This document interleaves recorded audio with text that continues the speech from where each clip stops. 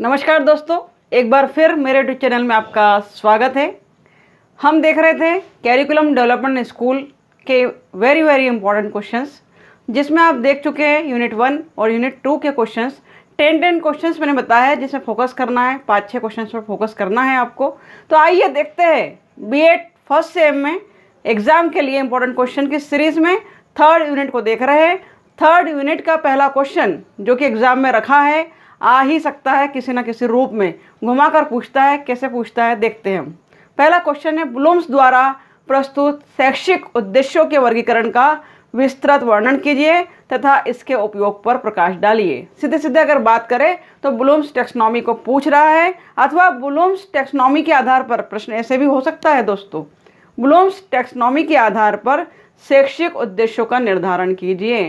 तो ये blooms taxonomy है क्या? आप जानते हैं भली भांति कि ब्लूम्स ने शैक्षिक उद्देश्यों का, एजुकेशनल एम्स का जो बंटवारा किया है वो 3 भागों में किया है: ज्ञानात्मक उद्देश्य, क्रियात्मक उद्देश्य और भावात्मक उद्देश्य, जिसे हम कॉग्निटिव डोमेन, साइकोमोटर डोमेन और वर्किंग डोमेन के नाम, अफेक्टिव डोमेन के नाम से जानते हैं। इसे वर्किंग डोमेन भी कहा जाता है या अफेक्टिव डोमेन। ये 3 डोमेन जो दिए हैं ब्लूम्स ने वो बहुत ही इंपॉर्टेंट है। इस क्वेश्चन को ज़रूर दोस्तों याद कर जाइएगा, एग्जाम में आएगा। अगला क्वेश्चन हम देखते हैं इसी में, पाठ्यक्रम विकास के उपागम कौन कौन से हैं, विस्तार पूर्वक लिखिए। उपागम पूछ रहा है, अर्थात right the approaches of curriculum development in detail. तो विषय केंद्रित उपागम है, क्षेत्र विशेष से संबंधित उपागम है, छात्र संबंधित उपागम है, समाज से संबंधित उपागम है। ये सारे उपागम को आपने डिटेल में देखा होगा, पढ़ा होगा, और नहीं देखा है तो डिस्क्रिप्शन बॉक्स में लिंक पर जाकर आप उसे भली भांति देख सकते हैं, चेक कर सकते हैं, या फिर कमेंट बॉक्स में अपने क्यूरीज को लिख सकते हैं, मैं बराबर आंसर दूंगी।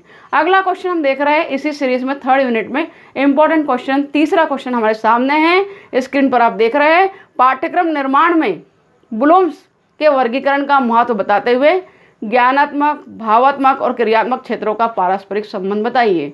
ब्लूम्स टैक्सोनॉमी को ही पूछा है, इसके पहले पूछा था टैक्सोनॉमी, तो आपको तीनों आधारों को डिटेल में बताना था। जैसे कि पहले आधार में वो कहता है कि हमको नॉलेज होना चाहिए, ज्ञान होना चाहिए। सारे डोमेन्स को उसने 5-5, 6-6 भागों में बांटा है। पहला अगर हम बात करें कॉग्निटिव डोमेन की बात करें तो कॉग्निटिव डोमेन को जो 6 भागों में उन्होंने बांटा है या 5 भागों में एलोबरेट किया है, वो पहला था ज्ञान, नॉलेज, दूसरा था अवबोध, अंडरस्टैंडिंग, तीसरा था आपने जब ज्ञान ले लिया है, अंडरस्टैंड कर लिया है तो अप्लाई कैसे करेंगे, एप्लीकेशन। उसके साथ साथ लास्ट में था विश्लेषण और संश्लेषण, एनालिसिस और सिंथेसिस। इस पर बात करना है, लेकिन अब वो कह रहा है कि ज्ञानात्मक, भावात्मक और क्रियात्मक उद्देश्यों का संबंध बताइए। इस तरह घुमाकर अलग तरह से प्रश्न हो सकता है। तो दोनों प्रश्नों में दोस्तों थोड़ी सी विभिन्नता है। उसमें तीनों डोमेन को डिस्क्राइब करना है डिटेल में, और इसमें कह रहा है महत्व बताते हुए तीनों का संबंध बताना है। अर्थात बताइए कॉग्निटिव डोमेन जो है वो अफेक्टिव डोमेन से रिलेटेड है, अफेक्टिव डोमेन जो है वो साइकोमोटर डोमेन से रिलेटेड है। यही बात आपको समझाना है, मेरे वीडियोस में है। पार्ट 1, पार्ट 2, पार्ट 3 में बताई गई है। आगे देखते हैं 4th नंबर का क्वेश्चन हमारा इसी यूनिट में। नेक्स्ट क्वेश्चन हमारा है, आप देख रहे हैं क्वेश्चन नंबर 4, श्रेणीबद्धता के आधार पर पाठ्यक्रम को कितने भागों में बांटा गया है। यहाँ पर श्रेणीबद्धता से आशय है according to gradation level. Gradation कैसा किया गया है सॉरी, अथवा विभिन्न आधारों पर पाठ्यक्रम की समीक्षा प्रस्तुत कीजिए। इस प्रकार पूछता है। प्रश्न को पूछने का तरीका 2 प्रकार से हो सकता है। पहला तरीका हमने देखा है कि श्रेणीबद्धता के आधार पर पाठ्यक्रम को कितने भागों में बांटा गया है, अथवा नीचे इसलिए लिख दिया है कि इस प्रकार भी पूछ सकता है, अथवा विभिन्न आधारों पर पाठ्यक्रम की समीक्षा प्रस्तुत कीजिए। तो वो आधार, वो बेसिस कौन कौन से? नंबर 1 प्राथमिक स्तर, प्राइमरी लेवल की बात कर रहे हैं, दूसरा माध्यमिक स्तर, सेकेंडरी लेवल की बात कर रहे हैं, या उच्चतर माध्यमिक स्तर। इस तरह ग्रेडेशन किया गया है दोस्तों, तो इसे याद रखेंगे और डिटेल में पढ़ेंगे। अगला क्वेश्चन आपके सामने है स्क्रीन पर, पाठ्यक्रम के संगठन के संबंध में शिक्षा आयोग ने क्या क्या सिफारिशें दी है और पाठ्यक्रम में सुधार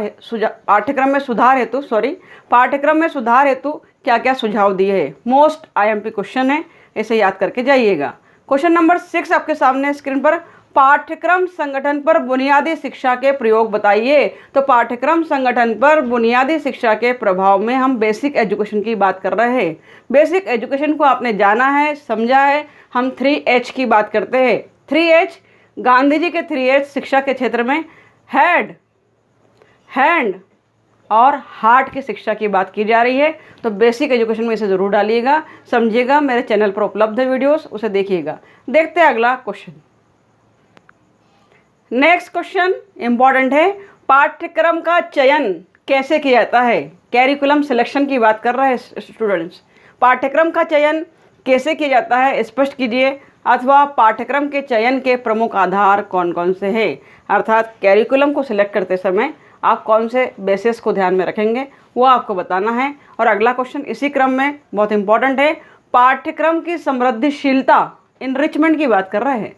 पाठ्यक्रम की समृद्धिशीलता पर प्रकाश डालिए तथा पाठ्यक्रम के संवर्धन हेतु आप क्या सुझाव देंगे, अथवा पाठ्यक्रम के स्तर को ऊंचा उठाने के लिए आप क्या करेंगे। 2 प्रकार से प्रश्न पूछे गए हैं। पाठ्यक्रम की समृद्धिशीलता से आप क्या समझते हैं? पाठ्यक्रम को संवर्धित करने के लिए क्या उपाय है? यहाँ संवर्धित से तात्पर्य है इनरिचमेंट, या पाठ्यक्रम को और विकास की ओर ले जाने के लिए आप क्या क्या प्रयास करेंगे। इसी प्रश्न को इस प्रकार भी पूछ सकता है कि पाठ्यक्रम के स्तर को ऊंचा उठाने के लिए आपके द्वारा क्या क्या उपाय किए जाएंगे। इसी क्रम में अगला प्रश्न आप देख रहे हैं, 9 नंबर का क्वेश्चन आपके सामने है। अंतर वस्तु के चयन के मानदंड समझाइए।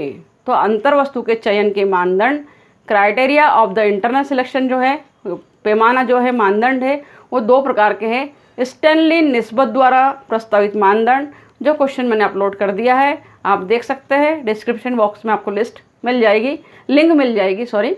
तो प्रस्तावित मानदंड स्टैनली निस्बत, ये क्या है पूरा कॉलम सहित बताया गया है। उसके बाद DK व्हीलर द्वारा प्रस्तावित मानदंड, दोनों ही मानदंड बहुत इंपॉर्टेंट हैं एग्जाम के पॉइंट ऑफ व्यू से। और अगला क्वेश्चन आपके सामने है, इस यूनिट का लास्ट क्वेश्चन 10 नंबर का आपके सामने है। पाठ्यक्रम विकास से आप क्या समझते हैं?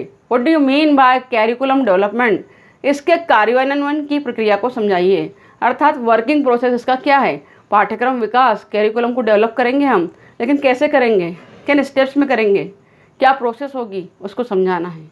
तो स्टूडेंट्स, ये था आपके सामने तीसरी इकाई के 10 इंपॉर्टेंट क्वेश्चन की सीरीज़ आपके सामने चल रही है, लगातार चल रही है, लगातार चलती रहेगी। अगले वीडियो में आप देखेंगे चौथी इकाई के प्रश्न, इंपॉर्टेंट प्रश्न, जो कि कैरिकुलम डेवलपमेंट एंड स्कूल से आपके लिए प्रोवाइड किए गए हैं। वीडियो आपके लिए अगर उपयोगी है और काम आ रहा है तो इसे ज़रूर अपने दोस्तों से शेयर कीजिए, लाइक कीजिए, कमेंट कीजिए, सब्सक्राइब कीजिए। Thank you very much for watching my videos.